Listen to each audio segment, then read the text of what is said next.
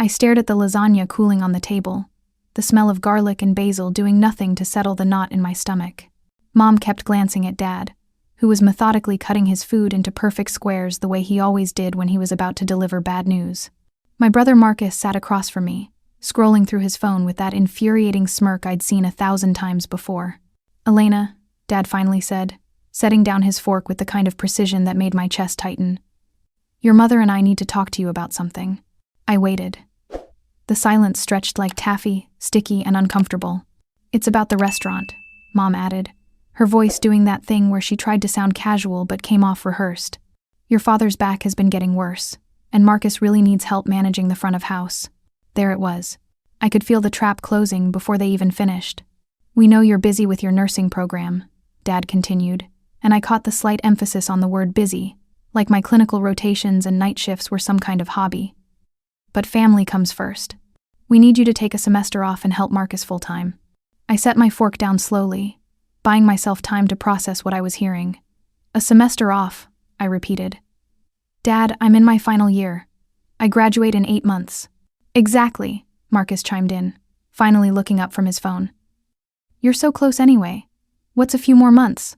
The restaurant can't wait, Elena. We're losing customers every week because I can't manage everything alone." The irony wasn't lost on me. Marcus, who'd been handed the restaurant manager position at 23 with 0 qualifications. Marcus, who showed up 2 hours late most days and left early to meet his friends. Marcus, whose car insurance I'd been paying for the last 2 years because he needed reliable transportation for the business. "I've been working 60-hour weeks," I said carefully, trying to keep my voice level, "between clinical rotations and my shifts at the nursing home to pay tuition. I'm literally $3,000 away from graduating debt-free. If I stop now..." "We'll help you finish later," Mom interrupted, reaching across to pat my hand. The gesture felt patronizing rather than comforting. "This is just temporary. Once the restaurant is stable again, you can go back." "You don't understand," I said, pulling my hand back.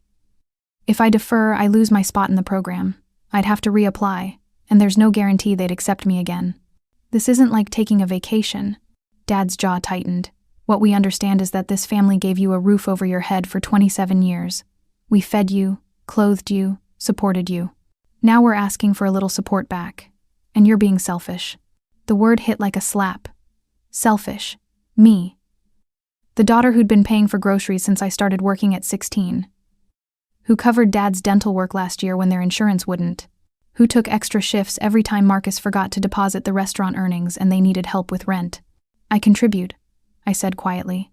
"I pay you $500 a month for my room. I buy the groceries every week. I drove Marcus to work for 3 months, when he totaled his car." "That's different," Mom said quickly. "That's just helping out. This is about family legacy. Your grandfather built that restaurant with his bare hands. Don't you care about preserving that?" "Of course I care," I said, feeling my throat tighten. "But I also care about my future. I've wanted to be a nurse since I was 12 years old. You know this." "Nursing will always be there," Dad said dismissively. "The restaurant won't. If we lose it, that's 60 years of family history gone. And it'll be your fault for choosing yourself over your family." The manipulation was so obvious it made me angry. But underneath the anger was something sharper, colder. The realization that this had always been coming. That in my parents' eyes, I'd never been Elena the person. I'd been Elena the backup plan, the spare child who existed to support the golden son. "So if I say no?" I asked. Dad's expression hardened. "Then maybe it's time you found somewhere else to live. We can't keep supporting someone who won't support this family back." The room went silent. Mom looked away. Marcus actually smiled. "You're kicking me out," I said slowly, needing to hear myself say it out loud to believe it. "Because I won't quit nursing school 8 months before graduating to cover for Marcus's inability to manage a restaurant." "We're giving you a choice," Dad corrected. "Family or nursing, you decide."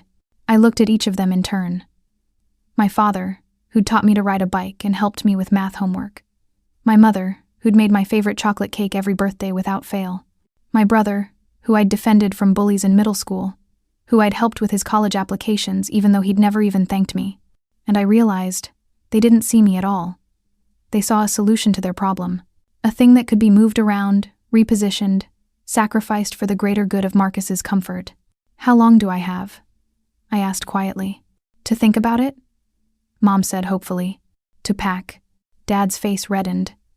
Don't be dramatic, Elena. We're trying to. I'm not being dramatic, I interrupted, standing up. My legs felt shaky, but my voice came out steady. You gave me an ultimatum. I'm choosing. I choose nursing. Then you choose to leave, Dad said coldly. I guess I do. I walked upstairs to my room, and with each step, something inside me shifted. The fear and hurt were still there, but underneath them was something else. Something that felt almost like relief. I spent that night packing my life into boxes.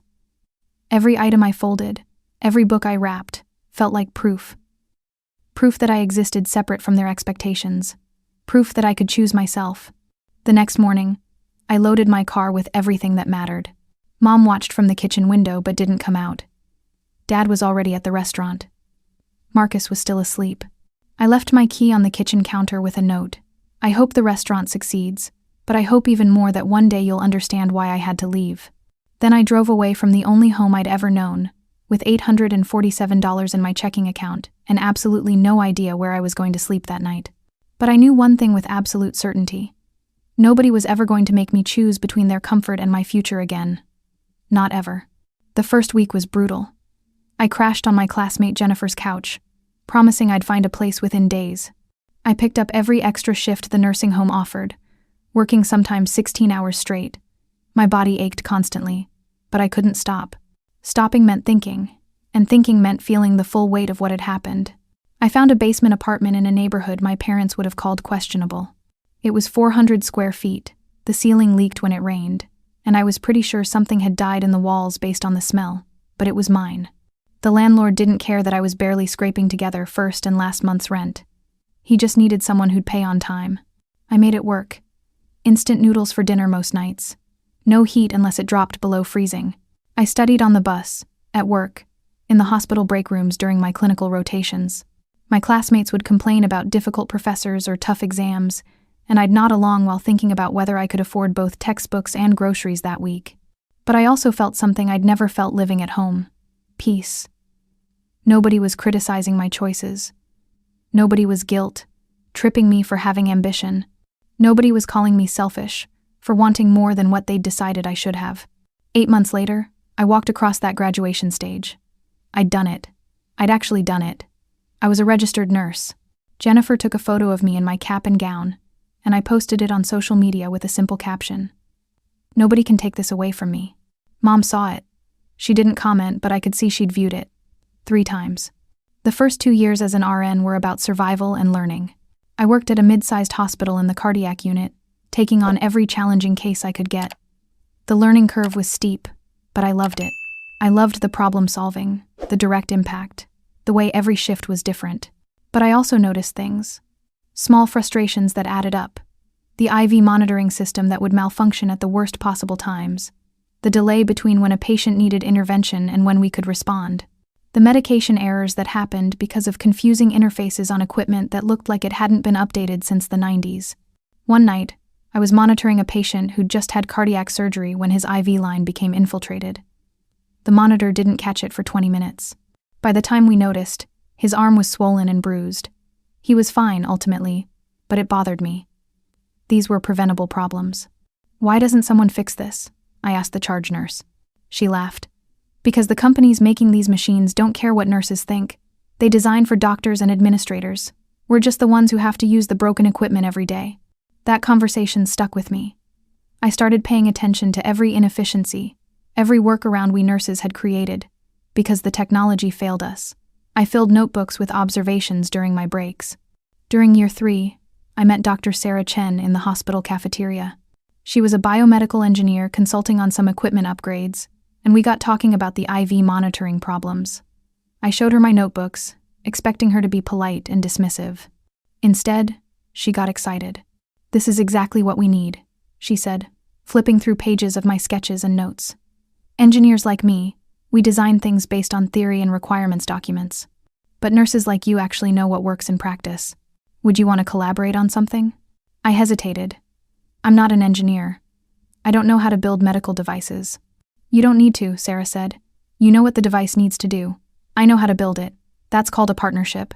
We started meeting on weekends at coffee shops, sketching out ideas for a better IV monitoring system, one that would integrate with existing hospital infrastructure but use smarter sensors and better algorithms to catch problems earlier. One designed by people who actually used the equipment every day.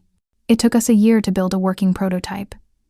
We used Sarah's garage as our workshop, and I contributed every spare dollar I could save. Some months that meant choosing between building our device and eating actual meals. I chose the device. We called it SmartLine, a simple name for what we hoped would be a revolutionary product. Testing was complicated. We couldn't exactly install it in the hospital without approvals. But Sarah had connections at a medical device testing facility, and we managed to get permission to run simulations. The results were promising. Really promising.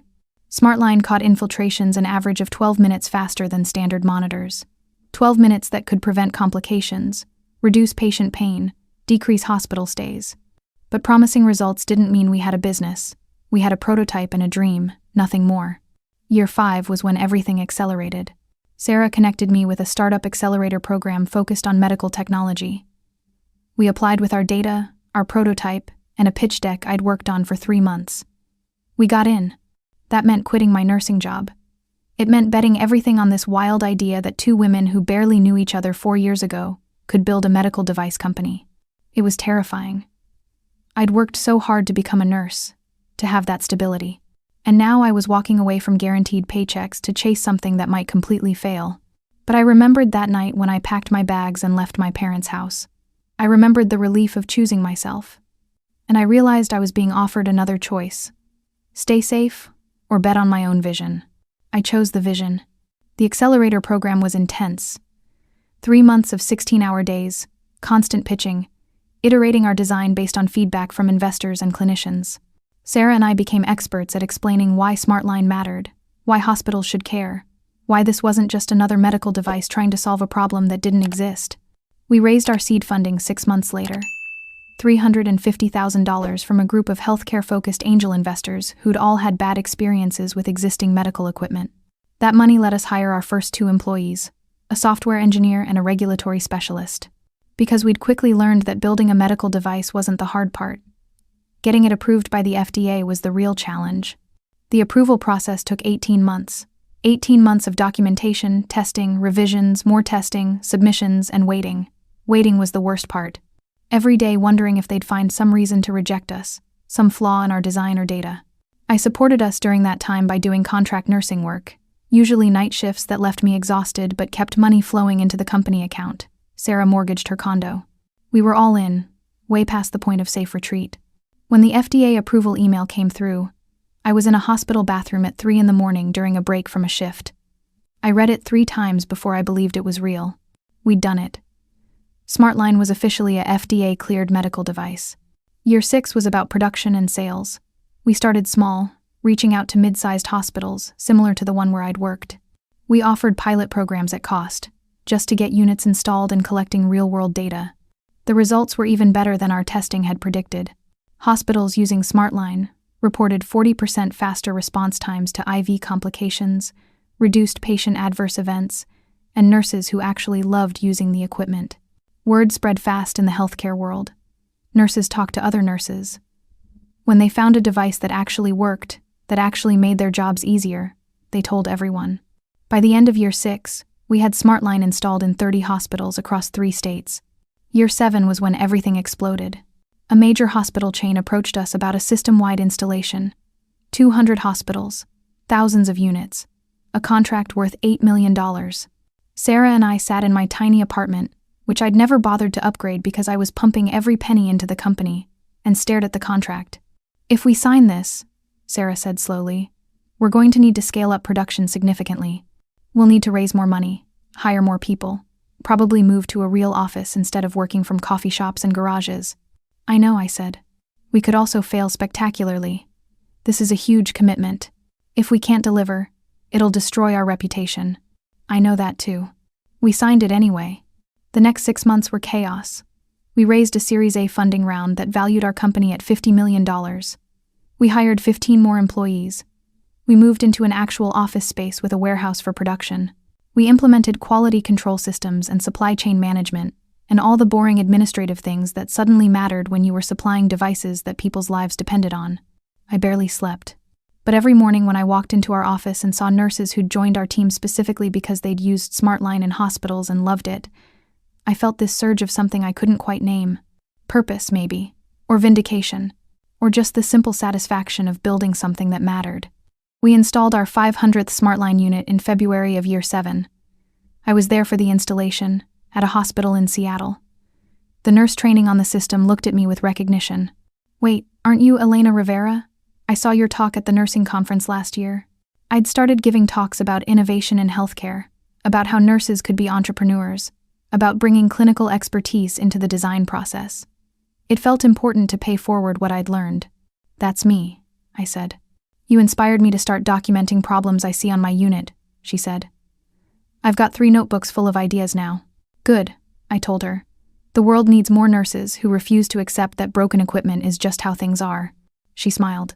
"Your parents must be so proud." I felt that familiar twist in my chest, even after 7 years. "Maybe," I said noncommittally. The truth was, I had no idea how my parents felt. We hadn't spoken since the morning I left.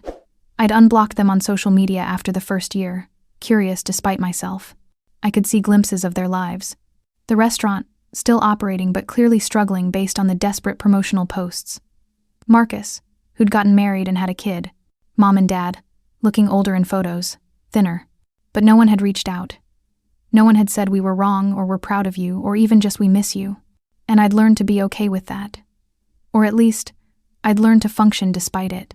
3 months after we hit 500 installations, I got a call from a number I didn't recognize. I almost didn't answer, but something made me pick up. "Elena?" The voice was hesitant, older than I remembered. "It's Mom." My heart started pounding. "Hi. We saw you." "In the news. There was an article about your company in the business section. Medical device innovation, they called it. They said your company is worth over $100 million now. Technically, based on our last funding round, it was worth $150 million. But I didn't correct her. "Is there something you need?" I asked, trying to keep my voice neutral. She was quiet for a moment. "Your father is sick. His heart. He needs surgery, and the insurance won't cover all of it. The restaurant has been struggling, and we don't have the savings we used to. Marcus has been trying to help, but he's got his own family now, and..." She trailed off. I could hear what she wasn't saying.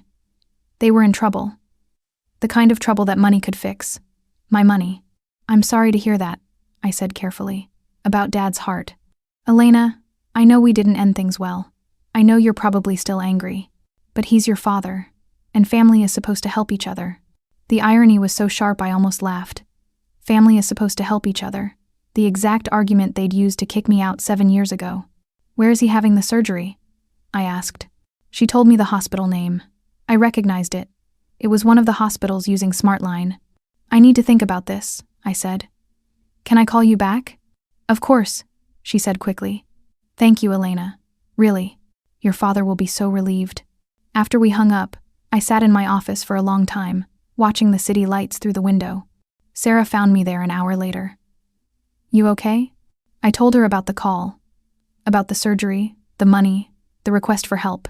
"What are you going to do?" she asked. "I don't know," I admitted. "Part of me wants to help. He's still my father, you know. 7 years of not talking doesn't erase 27 years before that. And the other part?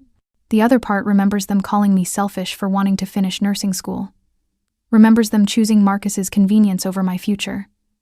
Remembers that they only called because they need something." Sarah nodded slowly. "You don't owe them anything, you know. Legally, morally, anyway. They made their choice. You made yours. You don't have to fix their consequences." "I know," I said. "But I also don't want to be the person who lets her father go without medical care out of spite." "It's not spite," Sarah said gently. "It's boundaries. There's a difference." I called Mom back the next day. "I'll take care of Dad's medical bills," I told her. "All of them. He'll get the best care possible." I could hear her crying on the other end. "Thank you, Elena. Thank you so much. We'll pay you back, I promise." "I'm not done," I interrupted. "I'll cover the medical expenses because that's about Dad's health, and I'm not going to let money determine whether he gets the care he needs. But that's where my help ends. The restaurant, Marcus's problems, your financial difficulties, those are not my responsibility. You decided 7 years ago that I wasn't part of this family unless I gave up my dreams for yours. Well, I chose my dreams, and now I'm successful because of that choice. I hope you can understand that helping with an emergency medical situation is different from rescuing you from the consequences of your business decisions. There was a long silence. Then, "You're still angry." "I'm not angry," I said, and realized it was true. "I'm just clear about boundaries. I love you and Dad. I want Dad to be healthy. But I can't go back to being the daughter who exists to solve your problems." "Your father will want to see you," she said, "when he's recovering." "Maybe," I said. "Let's see how the surgery goes first." The surgery went well. I made sure of it. I called the head of cardiology at the hospital personally, mentioned that I was the founder of SmartLine Medical, and asked if he could ensure my father got excellent care. He promised he would. I also arranged to donate 5 SmartLine units to the hospital's cardiac recovery ward, enough to cover their immediate needs and then some. It was a business decision. As much as a personal one, we wanted our devices in more hospitals anyway. But I also wanted Dad monitored by the best equipment available. I didn't visit during the surgery. That felt too complicated, too charged. But I did visit during recovery, 3 days later. Dad was awake when I walked in, looking pale and older than I remembered. Mom was in a chair beside his bed. They both stared at me like I was a ghost. "Hi," I said. "Elena," Dad said hoarsely. "You came." "Of course I came." I pulled up another chair. "How are you feeling?" "Like someone cracked open my chest," he said, attempting a smile. "But alive.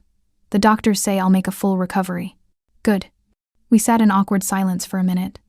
Mom kept twisting her hands in her lap. "I saw the equipment they're using," Dad finally said, gesturing at the IV monitor beside his bed. "SmartLine, that's your company." "It is. It's impressive. The nurses won't stop talking about how much better it is than what they used to have." "That was the goal," I said. "Make nurses' lives easier so they can focus on patient care instead of fighting with equipment." "You did that," he said quietly. "You built something that matters." I waited. "I was wrong," Dad continued, and I saw his eyes were wet. 7 years ago. I was wrong to make you choose. Wrong to kick you out. Wrong to call you selfish when you were just trying to build a future." Mom was crying now, silent tears running down her face. "You were right," I said. "Family is important. But family shouldn't require you to sacrifice your dreams. Real family supports each other's dreams, even when they don't understand them." "We were scared," Mom said. "The restaurant was failing. Your father's health was starting to decline, and we panicked. We thought if we could just get you to help, everything would work out." "How did that go?" I asked, not unkindly. Dad let out a bitter laugh. "The restaurant closed last year. Marcus runs a food truck now. It's actually doing better than the restaurant ever did, but it's not the same, not the legacy we imagined." "I'm sorry," I said, and meant it. "Are you?" Dad asked. "After everything we put you through?" "I'm sorry you lost something you loved," I said carefully. "I'm not sorry that I chose nursing school, or that I built my company. I can be both sorry for your loss and grateful for my choices." "You saved my life," Dad said. "The doctors told me what you did. The equipment donation, the personal calls to make sure I got good care. You didn't have to do that." "No," I agreed. "I didn't. But I did it anyway because you're still my father, and I still love you, even though I'm angry about what happened. People are complicated like that." "Can we?" Mom started, then paused. "Can we try again, to be a family?" I thought about it carefully before answering. "Maybe. But it has to be different this time. I have boundaries now. I won't come running every time there's a crisis. I won't sacrifice my business or my life to solve your problems. And I need you to actually be proud of me, not just proud of what I can do for you." "We are proud," Dad said. "I should have said that 7 years ago. I'm saying it now. You're remarkable, Elena. You built something from nothing. You proved us all wrong." "I wasn't trying to prove you wrong," I said. "I was trying to prove to myself that I could do it. That I was more than just the backup plan, more than Marcus's sister, more than the daughter who was supposed to give up everything for family obligations." "You proved that," Mom said. "Several million times over, apparently." I smiled despite myself. "Yeah, I guess I did." We talked for another hour. It wasn't perfect. There were gaps, awkward silences, things unsaid. But it was a start. And sometimes a start is all you can ask for. As I was leaving, Dad called out, "Elena?" I turned back. "That thing you said, nobody can take this away from me. I saw that on your graduation photo." "What did you mean?" I thought about the question. about all the years and struggles and triumphs that had led me to this moment. I meant that when you build something yourself, when you create success on your own terms, it belongs to you in a way that nothing else ever can. People can take away your room, your home, your family support, but they can't take away what you've learned, what you've built, who you've become. That's yours. Forever. Dad nodded slowly. That's beautiful. And true. I learned it from you, actually, I said. You taught me that family legacy matters. You just didn't realize I'd build my own legacy instead of inheriting yours. I left the hospital feeling lighter than I had in years. Not because we'd magically fixed everything we hadn't, but because I'd proven something to myself that I'd always suspected but never quite believed. I could be successful on my own terms. I could be kind without being a doormat. I could love people who'd hurt me without letting them hurt me again. 3 months later, Sarah and I signed a deal to expand SmartLine into Canada and Europe. 580 hospitals across 3 countries would be using our devices within the next year. We celebrated at a nice restaurant, something I could actually afford now. Sarah raised her glass. To partnerships that work, devices that work, and stubborn nurses who refuse to accept the status quo. And to choosing ourselves, I added, clinking my glass against hers. Even when it's terrifying. Especially when it's terrifying, Sarah agreed. My phone buzzed. A text from Mom. Your father is doing well, walking a mile every day. He wanted me to tell you he's proud. I'm proud too. Hope you're taking care of yourself. Love you. I smiled and typed back. Love you too. Glad Dad is recovering well. I'll visit next month. And I meant it. Because the thing about building your own success, about creating a life on your terms, is that it gives you the freedom to be generous without being used, to love without losing yourself, to forgive without forgetting. I'd chosen nursing over family obligations 7 years ago, and that choice had led me here, to a company worth over $150 million, to medical devices saving lives in hundreds of hospitals, to a life I'd built with my own hands and nobody else's permission. Nobody could take that away from me. Not ever. And that, more than any amount of money or success or validation, was the victory I'd been searching for all along.